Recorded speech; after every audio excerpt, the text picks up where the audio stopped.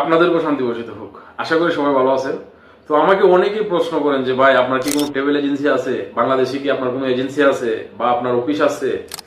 তো দেখেন, আমি আপনাদেরকে বলি যে আমার কোনো ট্রাভেল এজেন্সি নাই, বা আমি কোনো ট্রাভেল এজেন্সির হয়ে, কোনো ব্রোকারের এজেন্সি হয়ে বা কোনো এজেন্সির যুগসূত্র বা ওদের সাথে কমিউনিকেশন করে আমি কোনো কাজ করি না, বা আমার এগুলোর সাথে কোনো লেনদেন নাই। আমি কোনো ধরনের ট্রাভেলসের সাথে প্রমোশনও করি না।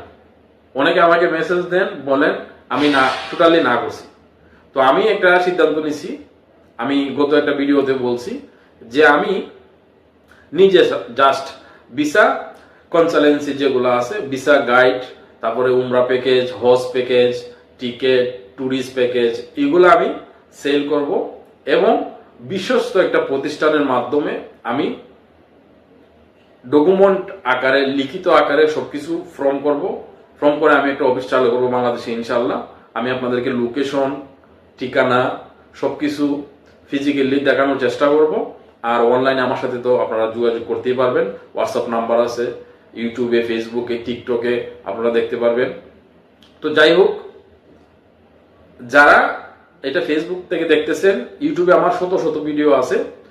কাতার রাসেল লিখলেই আপনাদের সামনে আমার চ্যানেলটা চলে আসবে, তা আপনারা ওইখান থেকে উপকৃত হতে পারবেন। আর যারা ইউটিউবে দেখতেছেন তো দেখতেছেনই, টিকটকে যারা দেখতেছেন কাতার রাসেল এইটা থেকে দেখতেছেন। তো যাই হোক, আমি এই সিদ্ধান্তটা নিয়েছি কারণ আমি চিন্তা করলাম যে এখানে অনেক প্রতারণা হয়, এই সেক্টরে অনেক দুর্নীতি হয়। তো আমি যদি সততার সাথে, আমি যদি আমানতদারিতার সাথে এখানে মানুষের সেবা করতে পারি, পাশাপাশি আবার বিজনেস হবে, লাভ হবে, অবশ্যই বিজনেস হালাল। আমি যদি আপনাকে 2 টাকার বেনিফিট দিতে পারি, আপনি আমাকে 1 টাকা দিবেন, এটা খুশি হয়ে দেবেন। ব্যবসাটা তো হলো সমস্যা সমাধান করা। আমি বর্তমানে যে সিচুয়েশন দেখতেছি, বাংলাদেশ না শুধু, এই যে কাতারে দেখলাম, আমি বাহরাইনে আসছিলাম, ওইখানেও দেখলাম, ব্রোকারি মানুষের রক্তে মিশে গেছে।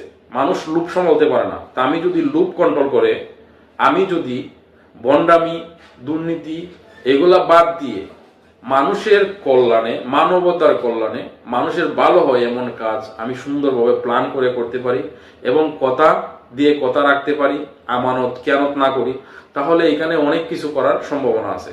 পরবর্তীতে যে ট্রেড লাইসেন্স, টিন, তারপরে যেগুলা লাগে, এলআর নাম্বার, এগুলা যা লাগে, এগুলা যদি আমি নিতে পারি, তো ইনশাল্লাহ আমার একটা প্ল্যান আছে, ভবিষ্যতে আমি বড় একটা ট্রাভেলিং এজেন্সি খুলবো এবং প্রত্যেকটা জেলায় ইনশাল্লাহ আমার একটা করে ট্রাভেল এজেন্সি থাকবে। প্রত্যেকটা জেলা থেকে আমি মানুষের সাথে, ওইখানের স্থানীয় মানুষকে নিয়ে, ওইখানের লোক দিয়ে আমি ওইখানে অফিস দেওয়ার চেষ্টা করবো। আমার এটা অনেক বড় একটা